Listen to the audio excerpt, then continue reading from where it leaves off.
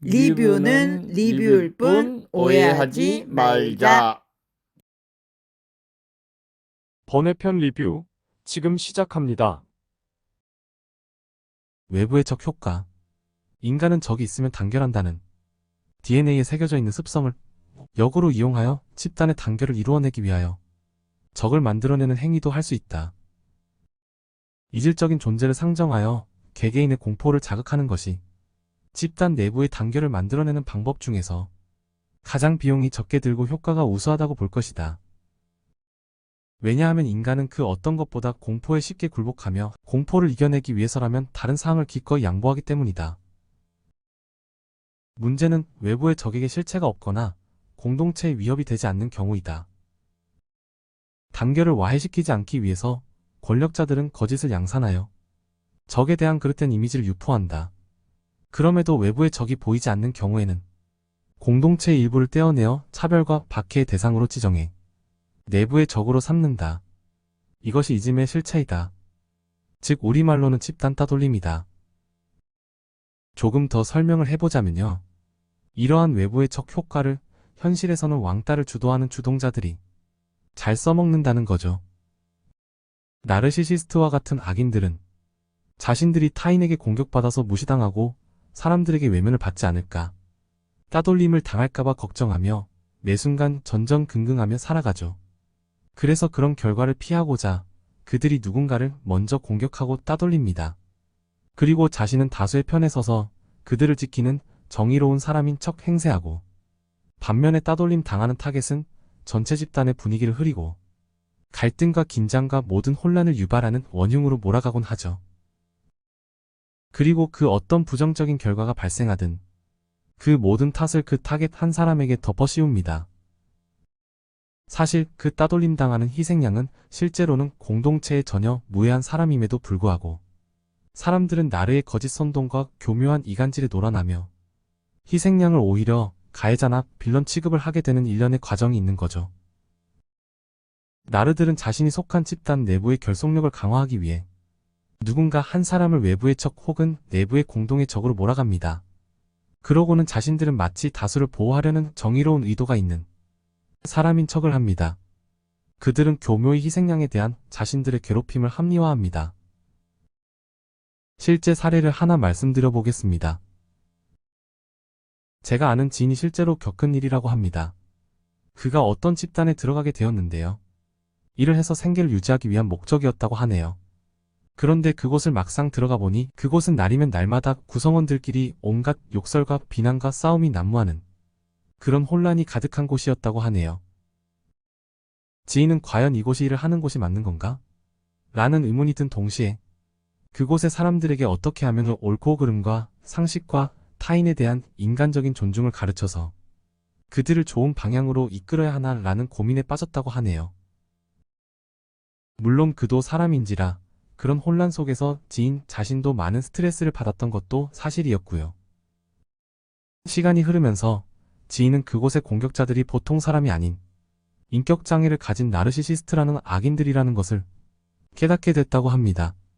그러던 와중에 그는 그들로부터 집단 괴롭힘과 따돌림을 당하게 되었고, 그중 한 나르가 법적인 선을 넘는 공격을 지인에게 했고, 결국 그 나르는 법적 처벌을 받게 됐다고 하네요. 일도 그만두게 됐고요. 그 집단의 또 다른 공격자들은 그 일을 계기로 자신도 선 넘는 짓을 하게 되면 직장을 잃고 법적 처벌까지 받게 될 수도 있음을 깨닫게 되었고, 자기들의 행동에 대해 경각심을 갖게 되었다고 합니다.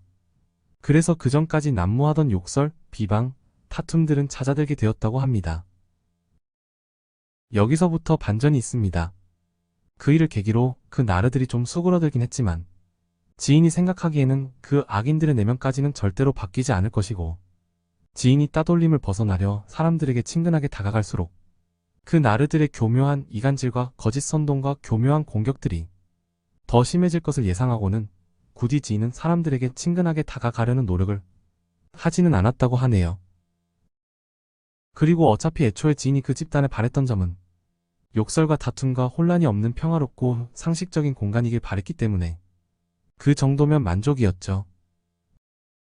그리고 어차피 나르들은 지인이 희생양의 지위를 벗어난다고 해도 또 다른 타겟을 잡아서 그를 또 따돌리고 괴롭힐 것이므로 그러면 또 다시 그 공간이 예전의 상태로 돌아갈지도 모르는 거죠. 그래서 지인은 모두를 위해 자신이 그냥 공동의 적, 희생양, 따돌림의 대상으로 남기로 마음을 먹었다고 합니다. 그 집단 안에서 누군가는 타겟이 되어 괴롭힘과 따돌림을 당해야 한다면 내가 되자. 나는 그나마 법적인 선에 대해서는 알고 적절한 대처를 할 수 있는 사람이니까. 만일의 경우 그 악인들에게 적절한 법적인 대처를 할 수 있을 테니까. 사실 나르들에게도 그 모든 긴장과 갈등, 혼란과 싸움에 대한 탓을 할 희생양이 필요했겠지만 나르 이외의 사람들도 누군가 자신을 제외한 다른 사람에게 비난의 화살이 쏠려서 자신만은 안전하기를 바라는 비겁함도 그들에겐 있다는 걸 그 지인은 알고 있었죠. 그들이 연약한 인간이기에 그럴 수 있어 라고 인정하고 그들의 입장을 이해하려 노력했다고 합니다.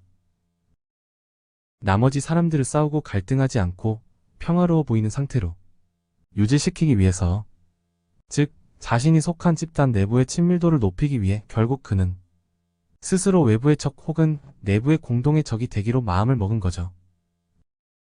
물론 지인이 사람들을 괴롭히거나 공격하거나 하는 일은 없었죠. 그저 옳고 그름과 인간적 존중과 배려에 대해 약간의 예민함을 보이는 그 정도였다고 하네요. 그런 그가 그곳에 있었기 때문에 옳고 그름도 제대로 판단할 줄 모르고 오직 힘의 논리에 휘둘리며 욕설과 폭력과 학대에 둔감한 그들에게 조금은 경각심과 예민함을 가르쳐줄 수 있지 않았나 싶네요. 약간 좀 슬프죠? 그 집단 내 사람들인 나르시시스트라는 악인들의 존재에 대한 지각이 조금이라도 있었다면 이 지인을 따돌리고 공격하는 데에 동조하는 대신에 그 몇몇의 나르들을 오히려 경계할 수도 있었을 텐데. 그 지인은 아직 그 나르 악인들을 포용할 방법을 찾고 있다고 합니다. 그들에게 너희가 다른 사람들을 먼저 공격하지 않더라도 너희가 공격당하거나 무시당하는 일은 없을 거야. 그러니 교묘한 거짓말, 이간질, 거짓 선동 같은 것들은 그만둬도 괜찮아. 라는 걸 알려줄 방법을 찾고 있다고 하네요. 악인들은 마치 상대방이 자신을 공격할까봐 겁이 나서 먼저 달려드는 개와 같은 심리를 갖고 있거든요.